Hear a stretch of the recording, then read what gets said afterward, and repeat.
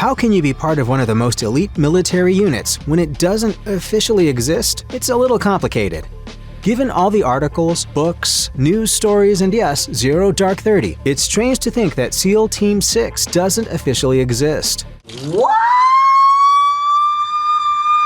And by this, we mean that the US Department of State has never come out and publicly said there is this crack team of SEALs called SEAL Team 6 that engages in covert military activities. In fact, as 2014's Navy SEALs, their untold story says, Naval Special Warfare Development Group, or DevGru, is a cover name for the unit's real name, which is the one we all know, SEAL Team 6. Thinking back, SEAL Team 6 wasn't all that well known amongst the public until 2011. That was the year Operation Neptune Spear took place, which resulted in the death of al-Qaeda leader and 9/11 architect Osama bin Laden in his compound in Abbottabad, Pakistan. But even then, when President Obama announced his death, the head of state never once said Navy, SEALs, or anything of the like. It was just counter-terrorism professionals, a small team of Americans, and so forth. Later on, sites like the BBC started calling out SEAL Team 6 by name. There's no public SEAL Team 6 recruitment site. There's just a regular SEAL webpage containing requirements like candidates needing to be under 29 years old, having good eyesight, passing some mental aptitude tests, swimming 500 yards, etc. What we do have, however, are SEAL Team 6 testimonials, along with public figures like Robert O'Neill, who claimed to be the one who shot bin Laden dead.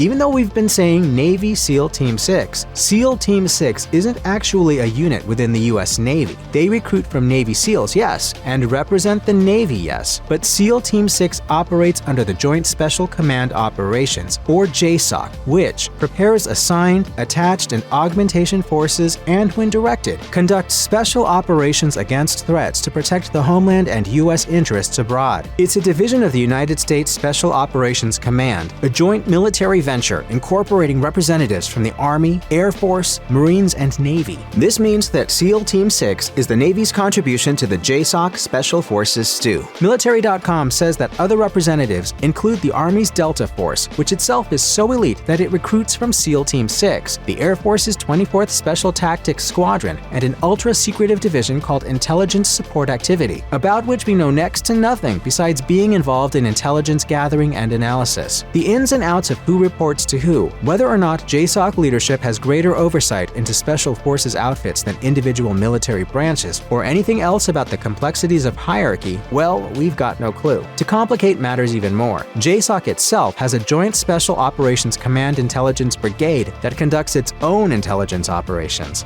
Speaking of office workers, SEAL Team 6 isn't just 6 burly dudes who prowl the globe like a baddie-beating superhero squad. But if you thought so, then congratulations to SEAL Team 6 founder Richard Marcinko. He coined the name in the early 80s to confuse the Soviet Union into thinking there were more teams than there actually were, since there were only 2 at the time. While we don't know how many SEALs those initial teams contained, per the Navy SEAL website, there's currently about 2,450 SEALs, or about 1% of all Navy personnel. But what percentage of those SEALs have gone on to join the elite JSOC-directed SEAL Team 6? Numbers vary a bit depending on the source. Radio Free Europe said in 2011 that there were about 200 to 300 SEAL Team 6 members. Looking at an official 2015 congressional report about U.S. Special Forces budgetary spending, we can see exact numbers on the Naval Special Warfare Development Group, aka DevGru, aka SEAL Team 6. Back then, DevGru contained 8,985 military positions and 1,181 civilian positions in its headquarters. While it's highly unlikely that all of those nearly 9,000 individuals were some of the aforementioned globe-prowling, burly dudes, those numbers are probably higher than you'd expect for an ultra-secret military operation that doesn't officially exist.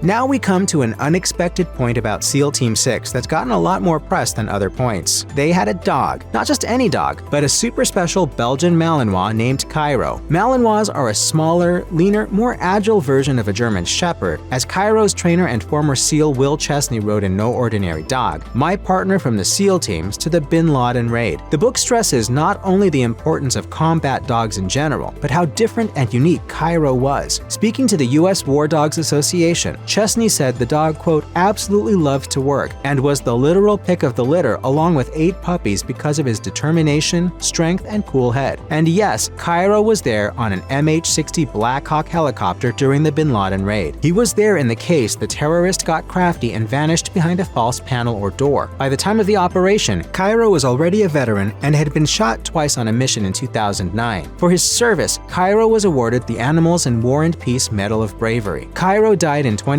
to cancer, prompting the opening lines to Chesney's 2020 book, Cairo Was My Dog, and I Was His Dad. We're not crying, you're crying. Good night, sweet prince.